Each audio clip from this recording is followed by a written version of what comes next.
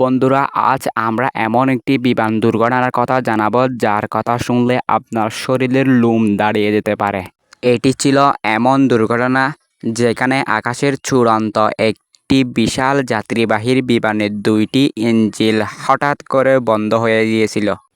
ভাবুন তো, ৩৯,০০০ ফুট উচ্চতায় একটি বিমান থাকা একটি বিমান যদি হঠাৎ করে সমস্ত শক্তি হারিয়ে ফেলে আর নিচের দিকে শুধু আছড়ে পড়ে, তাও আটলান্টিক মহাসাগরের নিচে, তখন আপনি কি করবেন? তখন সেই বিমানের থাকা ৩০০ জন মানুষের জীবন ঝুলেছিল কয়েক মুহূর্তের উপর। একটি ছোট ভুল তাদের সবার জন্য মৃত্যুর কারণ হতে পারত। কিন্তু সেদিন পাইলট এমন অসাধারণ দক্ষতা, বুদ্ধিমত্তা, উৎসাহ দেখিয়েছিল, সে ইঞ্জিন ছাড়া তিনি বিমানকে নিরাপদে রানওয়েতে নামিয়ে আনতে সক্ষম হয়।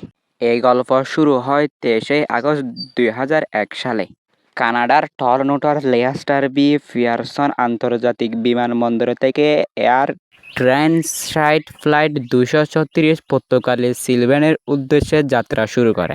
বিমানের মোট সংখ্যা ছিল ৩০৬ জন ছিলেন, যার মধ্যে ছিলেন ২৯০ জন যাত্রী এবং ১৩ জন ক্রু সদস্য।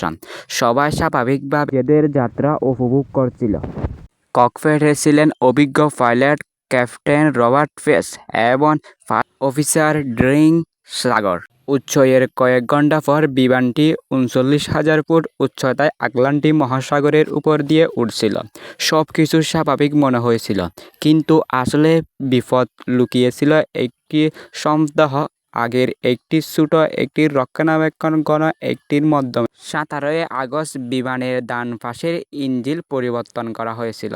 সে সময় একটি ভুল ঘটেছিল, লাইন ফাইট তৈরি হয়। সেখান থেকে জ্বালানি দ্রুত বের হতে শুরু করে। প্রথমে পাইলটরা বুঝতে পারেনি কি ঘটেছে। তারা শুধু লক্ষ্য করেন যে ডান পাশের ট্যাঙ্কের জ্বালানি দ্রুত কমিয়ে যাচ্ছে।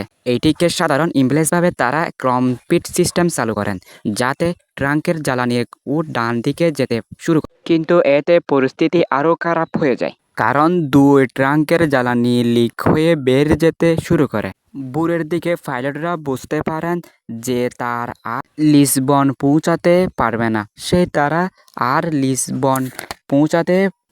তাই তারা বিমানের গন্তব্য পরিবর্তন করে আজুরেস দ্বীপপুঞ্জের লাঞ্জের এয়ারবেসের দিকে রওনা হন। কিন্তু কিছুক্ষণ পর সকাল ৬টা ১৩ ডান পাশের ইঞ্জিন পুরোপুরি বন্ধ হয়ে যায়। এখন ইঞ্জিনটি পুরো একটি ইঞ্জিনের উপর নির্ভর করে চলছিল। এই মুহূর্তে বিমানটি সম্পূর্ণ শক্তিহীন হয়ে পড়ে। ৪,৪০০ ফুট উচ্চতায় আটলান্টিক মহাসাগরের উপর একটি বিশাল এততর এখন গ্লাউড করে নিচে নামছিল। ডান পাশের ইঞ্জিন ঠিক করার সময় নতুন ইঞ্জিনের পুরাতন পার্ট লাগিয়ে দেয়, এবং পুরাতন পার্ট লাগিয়ে দেওয়ার পরে যে ইঞ্জিনের পুল শক্তিটা কমে যায়, আর ইঞ্জিনের শক্তি কমে গেলে আর সার নিজের গন্তব্যে আর থাকে না। তাই সেজন্য ছোট্ট একটা সমস্যাকে তারা যেন যে কোনো সমস্যাকে গুরুত্ব দেয় নাই। ধরুন, আপনি যদি আপনার পাঁচটাকে যদি আপনি নতুন ইঞ্জিনে যদি পুরাতন ইঞ্জিন লাগিয়ে দেন, তাহলে কি হয়? ধরুন, আপনাকে একটা উদাহরণ দিই।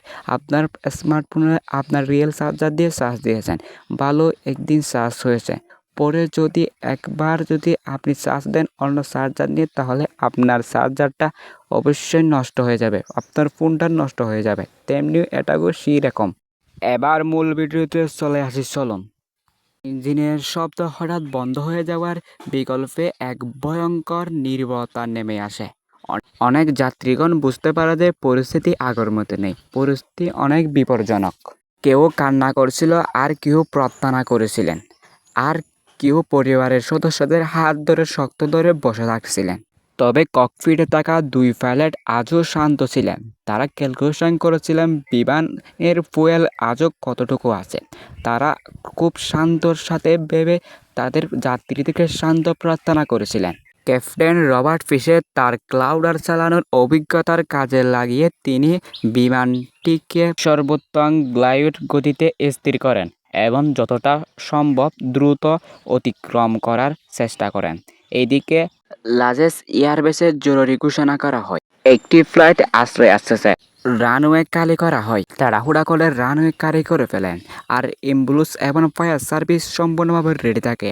এবার রাডার সিস্টেমে তাদের অবশেষে সকাল 6টা 33 মিনিটে বিমানটি রানওয়েতে ল্যান্ড করে।